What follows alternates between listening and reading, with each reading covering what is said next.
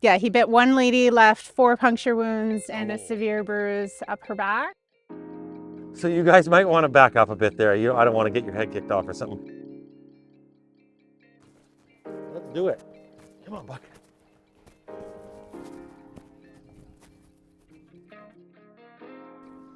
There you go. Well, that was one of the better ones. So happy with such a big change in this second visit. Stimulate different spots, different places on him.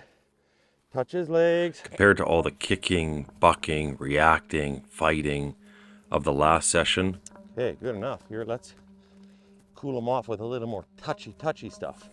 But these situations, they're an up and down deal. On my way to a ferry today to a clinic in Victoria, and I didn't really anticipate this. I just thought last minute I'm going past.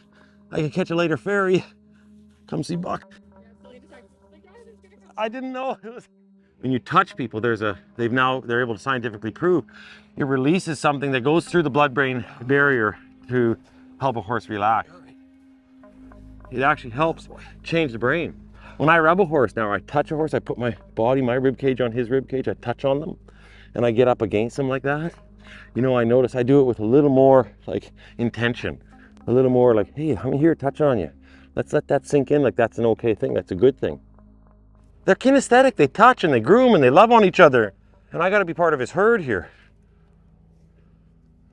Coming up, Buck. It's a bit of a risky situation because horse can turn, wheel, and kick so fast. Oh, well, I have my mother's bum too. Especially a horse like Buck, who has demonstrated that over and over. How is that guy so long, hey? Attaboy, that was pretty nice. Oh yeah, feels good. Oh man, I gotta wipe that guy off of me. There has to be a natural cycle to a session. Then at the end of it, coming to this and realizing, you know what? That session wasn't too bad. I wonder when he's coming back again. That's where I want to leave him. Am I your bud? Hey, it's pretty nice you can let down during that. I think it's been about 2 months. We're 2 months since Jonathan's last visit. Unfortunately, Buck's been on rest. He was recently diagnosed with ulcers, both front and hind end. Just recently, Buck started back to work. It's slow integration, coming back into work, obviously, having had 2 months off. Buck has been enjoying or trying to enjoy some pasture turnout. Pasture turnout is new to Buck, so we've been kind of taking it slow. Buck has been, from day one, all about consistency and repetition. And unfortunately, when we lose consistency or we take a vacation or a break for whatever means necessary, Buck kind of says, well, sorry, we stopped the conversation. We got to start again. Yeah, we were never able to do this for a while. This is new. What we've been trying to do consistently is the horseman's handshake, which is what Jonathan taught us, letting him sniff the backhand. All our volunteers do this for haltering, grooming, picking feet, really anytime we want to ask Buck permission. But this is huge because we weren't, generally speaking, able to pet him at all back here. With Buck, we kind of said, you know, you're here until you're calm, you're safe. Oh, thanks. Really? All over my nice top? You're dealing with a pretty difficult, sensitive horse and very green, well-intending people. I think there's lots of hills, lots of mountains in front of him yet.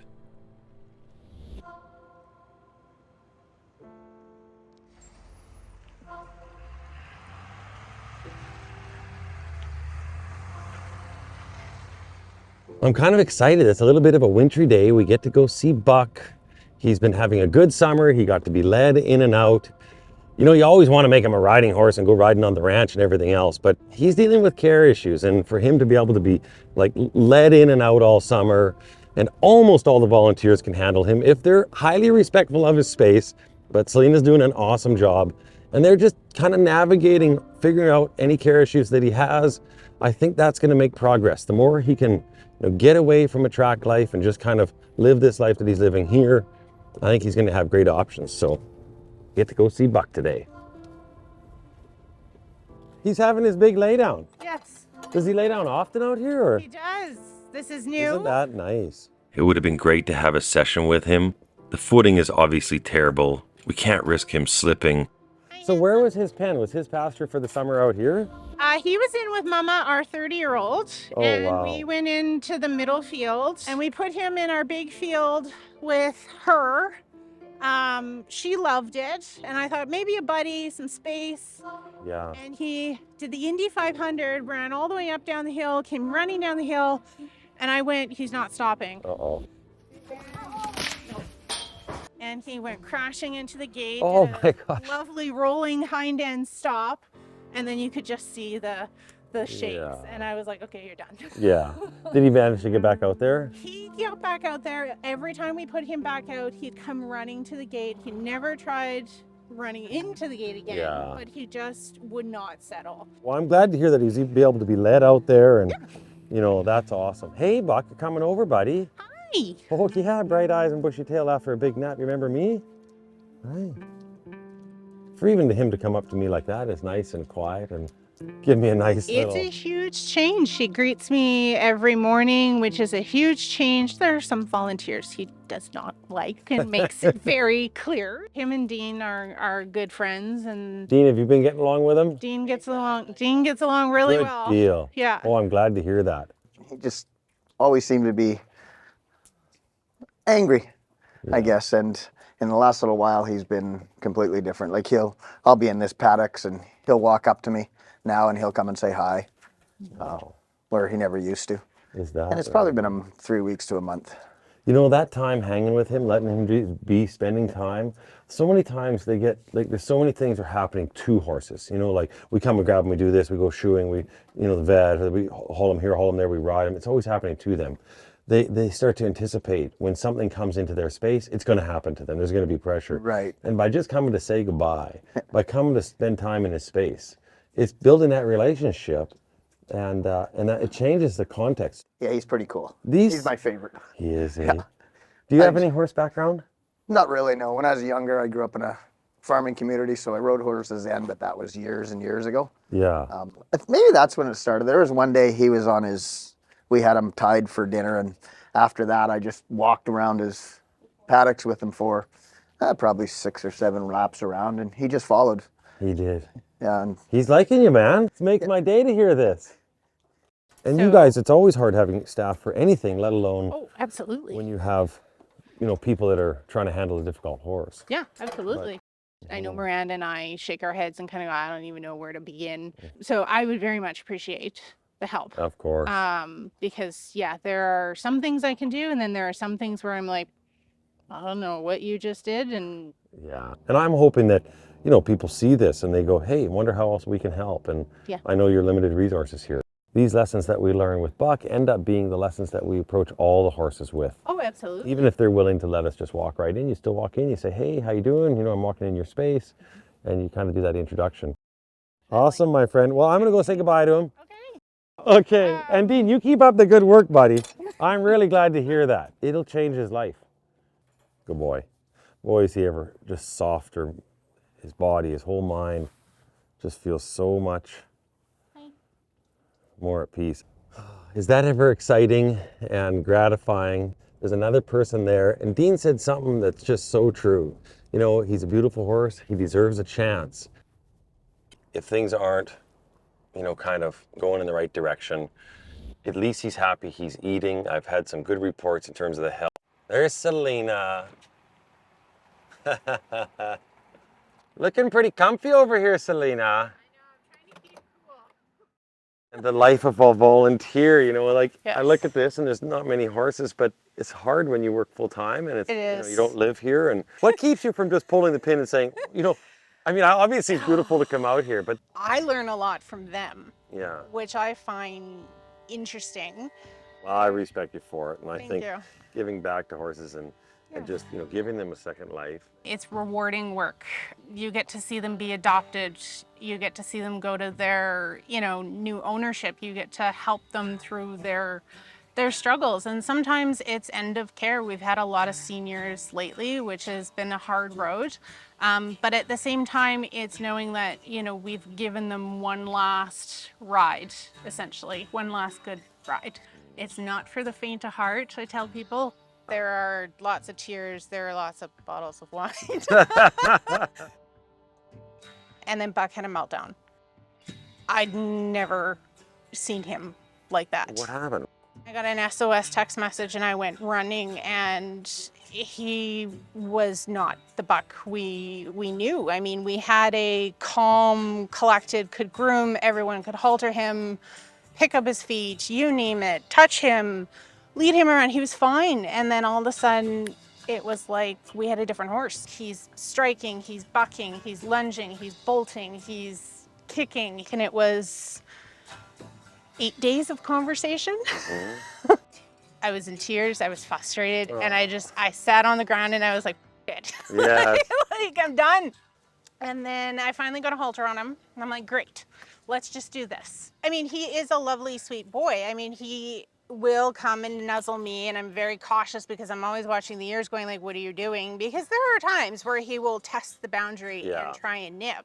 2 weeks ago when I emailed you, everything changed in terms of Buck. He stopped windsucking and cribbing. He adventured more in the paddocks. You know, Celina, I'm so proud of you. When I first met you, I mean, it was pretty bleak. Oh yeah, we'll put your halter on. Yeah. He even just put his nose in it. Celina, for as much as you talk about how bad it is, he's like, I walked in here, he says nothing about it, he's happy. We may have had a small conversation at 5:30 this morning. I was like, Jonathan's coming, please behave.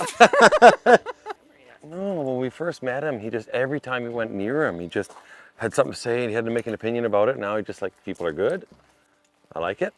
I've had lots of rubs, lots of hanging out. It's no big deal here.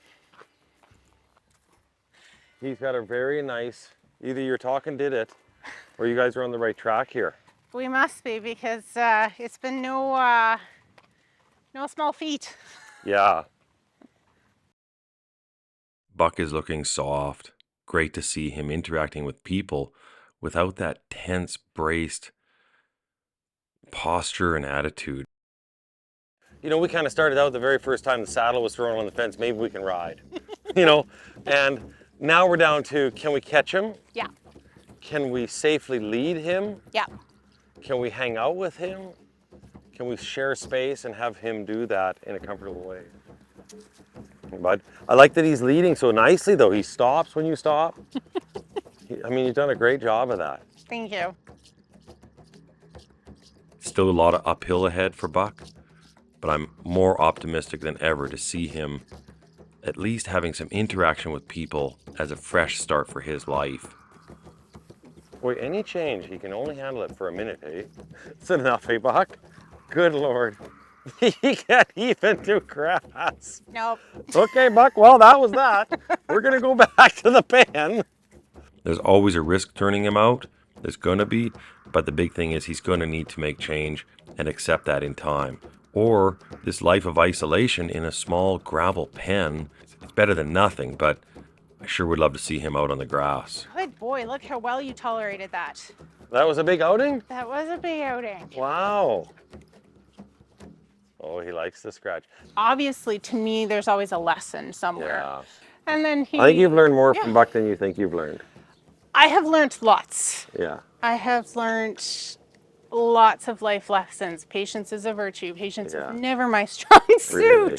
We've got to do what's best for the horse. You've learned to be sensitive to his bubble. And these people, they clean the paddock, they hang the hay net, they look at his fence, they fill his water, and they leave. Yeah. And by the looks of it, you know, it's an amazing response, because when I came in, he's just like, oh, you're like one of those folks. Yeah. He didn't pay any attention. He just kept eating and haltered him. Yep.